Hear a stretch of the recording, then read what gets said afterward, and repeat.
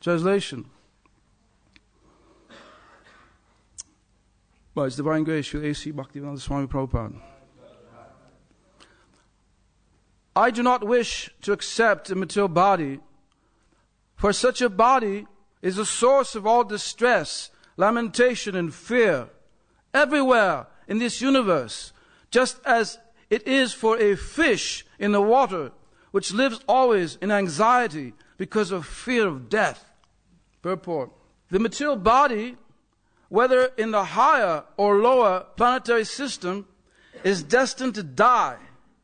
In the lower planetary system or lower species of life, one may die soon.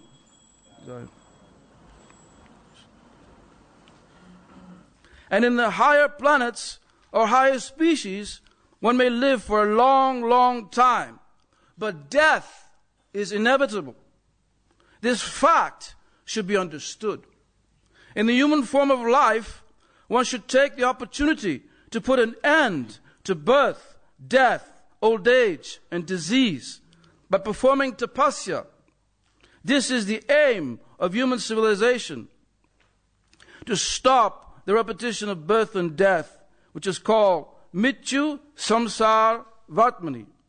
This can be done only when one is Krishna conscious or has achieved the service of the lotus feet of the Lord. Otherwise, one must rot in this material world and accept a material body subject to birth, death, old age, and disease. The example given here is that water is a very nice place for a fish, but the fish is never free from anxiety about death, since big fish are always eager to eat the small fish. Palguni Tatra Mahatam. All living entities are eaten by bigger living entities. This is the way of material nature. Ahastani sahastanam apadhani chatuspadam palguni tatta mahatam jivo jivasya jivanam. Those who are devoid of hands are prey for those who have hands. Those devoid of legs are prey for the four-legged. The weak are the subsistence of the strong, and the general rule holds that one living being is food for another. Bhagavatam, 1st Canto, 13th chapter, 47th verse. The Supreme Personality of Godhead has created the material world in such a way that one living entity is food for another. Thus, there's a struggle for existence.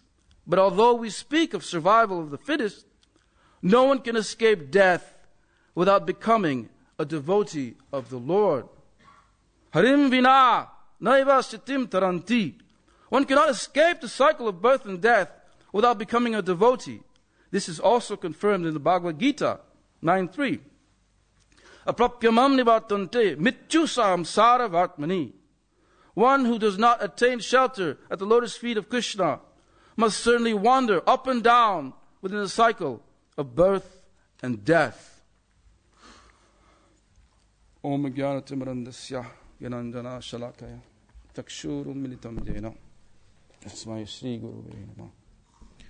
Sri Chaitanya Manobishtam Stapitam Jena Bhutale Swayamupakadama Yam Dadati Swapatantikam Vandeham Sri Guru Shiyuta Padakamalam Sri Gurun Vaishnavam Cha Sri Rupam Sagajatam Sahagana Raghutam Tam Tam Sujivam Sadvaitam Sadvadutam Parijana Saitam Krishna Chaitanya Devam Sri Radha Krishna Padam Hagana Lalita Sri Visakam Vitamshta. He Krishna Karuna Sindhu Dinabandhu Jagatpate Gopesha Gopika Kanta Radha Kanta Namostute Tapta Kanchana Gaurangi Hare Vrindavanishwari Vishabhana Sute Devi Panamami Hari Priya Vanchakalpaturubhyascha Kripa Sindhubhevacha Patitanam Pavanebhyo Vaishnavebhyo Namo Namaha. Jai Shri Krishna Chaitanya Prabhu Nityananda Shri Advaita Gadadha Shivasri Shri Gaura Bhaktavinda. Hare Krishna Krishna Krishna Hare Hare Hare Rama Rama Rama Hare Hare. Deham Nava Rutseham Dukkha Shoka Bhayavaham sarvatasya yato mityu matsyananam udake yata. This is Maharaj Nimi speaking. He says, I do not wish to accept the material body, for such a body is the source of all distress, lamentation, and fear, everywhere in the universe, just as it is for a fish in the water, which lives always in anxiety because of fear of death. So, we were hearing yesterday how the devotee, the pure devotee, he doesn't ask for liberation. He doesn't even ask, oh, don't give me a material body. Nadanam najanam nasundaram kavitam bhajagri shikame mojanmani jamri shure bhavatal bhaktir haitu gitvi. Just give me unalloyed devotional service, my Lord. Mahaprabhu is teaching us as the perfect acharya. He tells us how to pray, what to pray for. When we first come to bhakti, we don't even know what to pray for. So the perfect example in Mahaprabhu comes as acharya. He performs acharya lila as sadhu guru Vaishnava, and he teaches. Example is better than precept, isn't it? We need the perfect living example, especially in this age of Kali. Lord Krishna in Bhagavad Gita, he speaks theoretically. But Mahaprabhu, he comes and demonstrates, shows practically how to perform bhakti, how to do devotional service, especially in this age of Kali. Right? I just noticed in the newsletter last month, there's a nice letter of Srila Prabhupada to Tamal Krishna Goswami. He says, your program for distributing books and having the street festivals and then preaching is very good.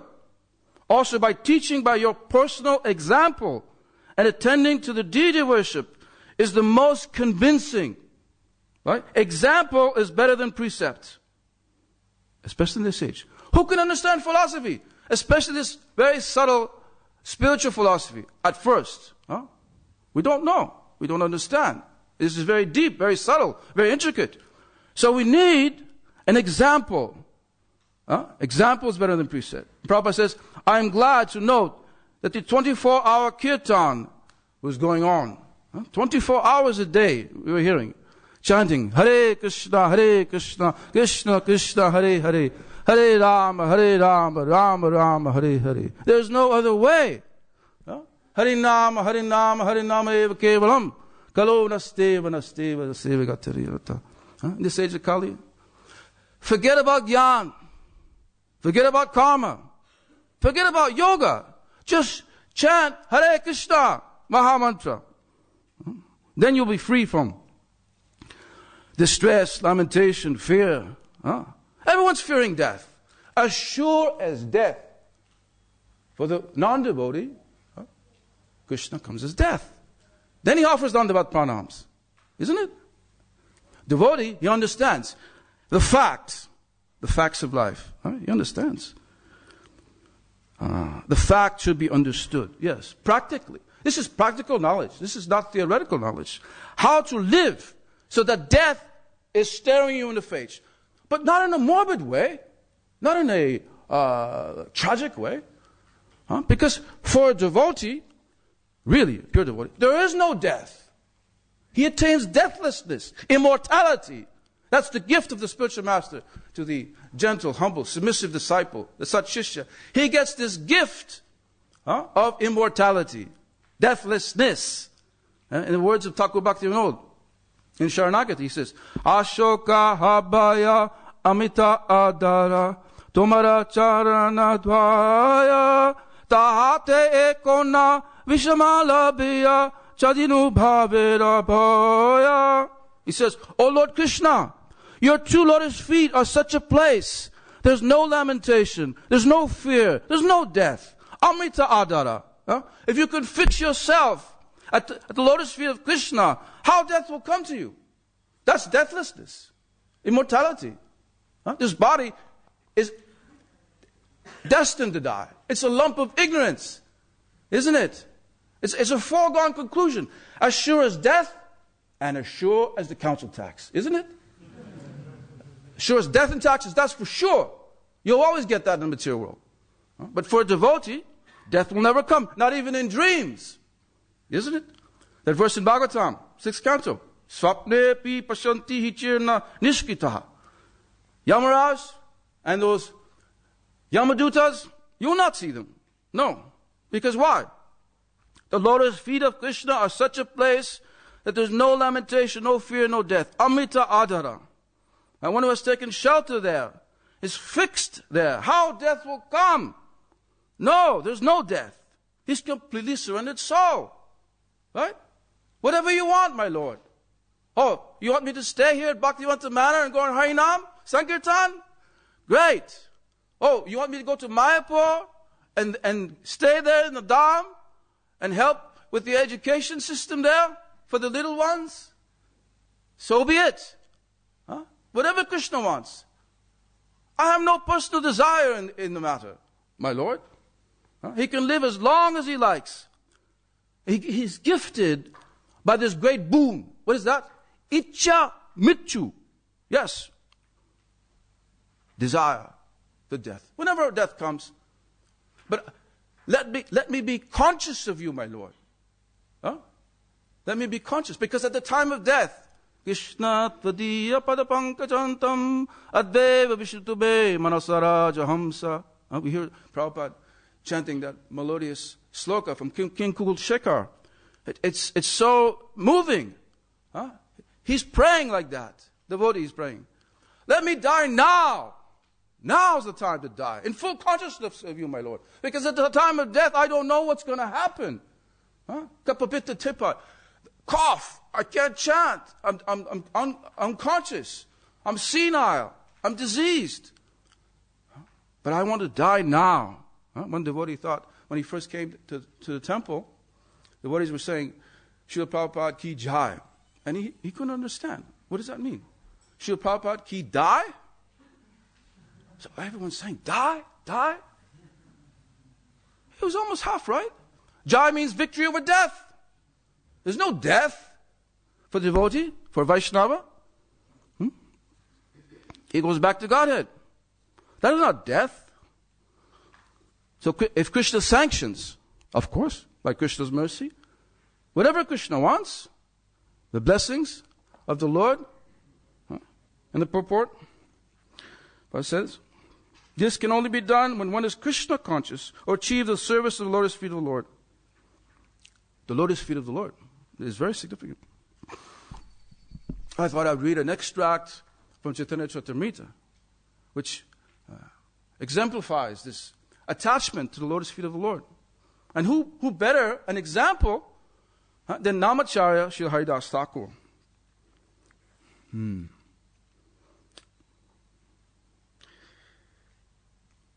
This is from the 11th chapter of Vanchalila.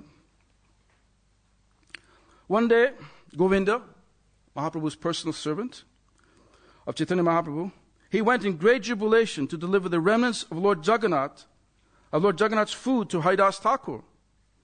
When Govinda came to Haridas, he saw that Haridas Thakur was lying on his back and chanting his rounds very slowly. And we were hearing yesterday, chanting on your back. But still chanting, Hare Krishna, Krishna Krishna, Hare Hare, Hare Rama, Rama Rama, Hare Hare. 24 hours a day, right? Bhaktisiddhanta Maharaj Thakur, Prabhupada, he gave 64 rounds. Prabhupada gave 16 rounds, more lenient. But we're struggling with 16 rounds. So just see. Please rise and take your Mahaprasad, Govinda said. Haridas Thakur replied, today I shall observe fasting. I have not finished chanting my rounds, my regular number of rounds. Then how can I eat? One time, there's that letter, one devotee said, Prabhupada, I cannot finish chanting my rounds. And then he said, well, don't eat. Huh? What? No eating? Chant? So difficult. Oh, I'm tired. I cannot paint the building. We were hearing yesterday, that devotee. It's too much. How can I do? But real pure devotional service is unbreakable, uncheckable, unmotivated, uninterrupted. The example here. You have brought Mahaprasadam. How can I neglect it? Saying this, he offered prayers to the Mahaprasadam and took a little portion and ate it. He honored it. It's not different than Krishna. So the next day, Mahaprabhu, he went to Haridas's place and inquired from him, Haridas, are you well? Haridas offered his obeisances to the Lord and replied, my body is all right, but my mind and intelligence are not well. So Sri Chaitanya Mahaprabhu further inquired from Haridas, can you ascertain what your disease is? And Haridas Thakur replied, my disease is that I cannot complete my rounds. That's my disease. What is our disease? I've got arthritis. I've got a hearing problem. I need a root canal. Just simply bodily consciousness. In purport, he says, if one cannot complete the fixed number of rounds, he's assigned, he should be considered to be in a diseased condition of life. Sri Haridas Thakur as Namacharya, of course, we cannot imitate Haridas Thakur because he has a Siddha Deha body, totally perfected, spiritualized body. That's how he can chant 24 hours a day. No sleeping, no eating, no mating, no defending. But everyone must chant a prescribed number of rounds. In our Krishna consciousness movement, we have fixed 16 rounds as a minimum so that Westerners will not feel burdened. We have ants in our pants. What's that? You got to be running around, doing. Okay, chant 16 rounds and then do service. Then go out and preach. Go on Harinam for 8 hours a day, like in the old days, right? These 16 rounds must be chanted and chanted loudly so that one can hear himself and others. Next verse. Now that you have become old, the Lord says, you may reduce the number of rounds you chant daily. You are already liberated, and therefore you need not follow the regulative principles very strictly. Your role in this incarnation is to deliver the people in general. You have sufficiently preached the glories of the holy name in this world. Purport.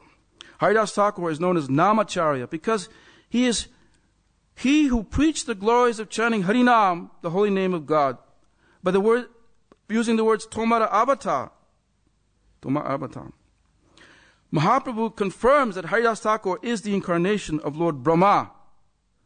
Srila Bhaktisiddhanta Sarasvati Thakur says that advanced devotees help the Supreme Personality of Godhead in his mission, and that such devotees or personal associates incarnate by the will of the Supreme Lord. The spiritual master is never alone, Prabhupada says. He comes with his associates to help him in his mission. We were hearing that past time, Prabhupada revealed something of his spiritual identity. He said, oh, Krishna, I don't want to come down there. That's such a nasty place. But Krishna reassured him, no. You go down there and I will help you. I will give you all necessary help. I will send devotees. Everything will be arranged. That other story in Bhaktisiddhanta Vaibhav, Bhaktivaka Swami, we hear Bhaktisiddhanta. He had some time where he's thinking, how can I possibly do this mission, my Lord? I'm so unqualified. I'm disqualified. How can I possibly perform this service of being guru of a mission to deliver the whole world in Mahaprabhu's line? That was Mahaprabhu's mission. So what happened?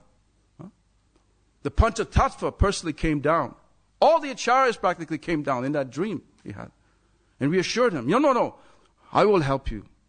This mission is Mahaprabhu's mission. So Mahaprabhu will come and do. That example is there. So, now you have become old, the Lord said. You may reduce your rounds. You are already liberated, and therefore you need not follow the regular principles very strictly. So the Lord concluded, now, therefore, please reduce the fixed number of rounds you chant the Hare Krishna Maha Mantra. Haridas Thakur replied, kindly hear my plea. This is the mood of the pure devotee, Namacharya Haridas Thakur. He says, I was born in an inferior family, and my body is most abominable.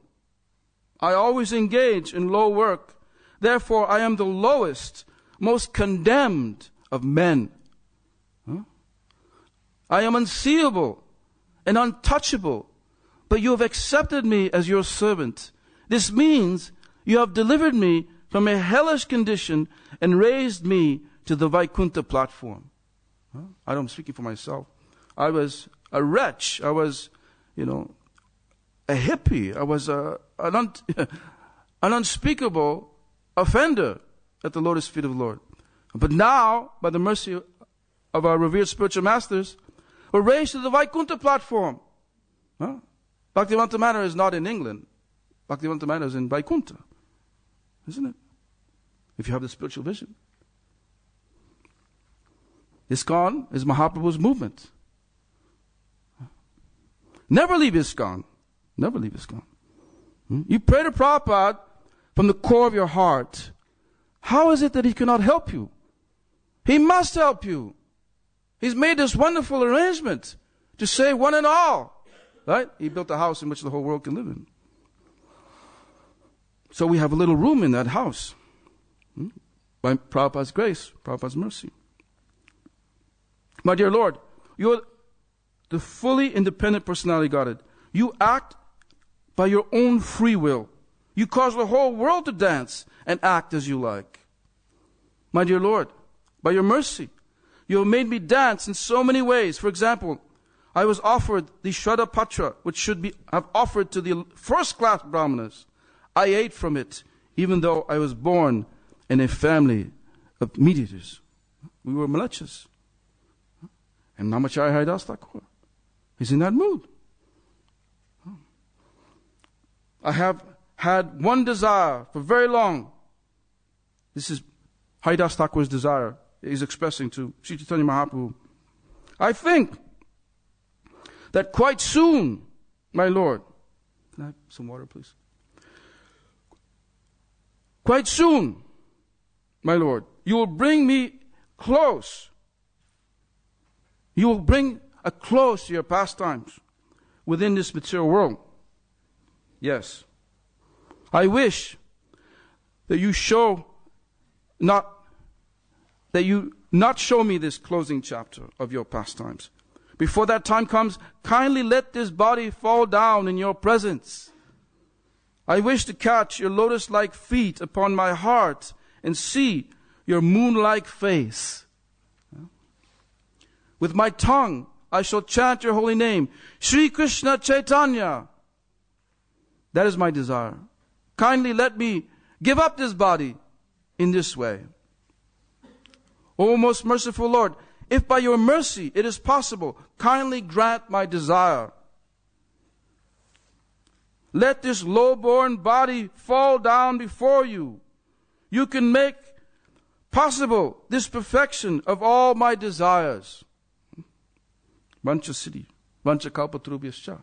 The Vaishnava fulfills all desires.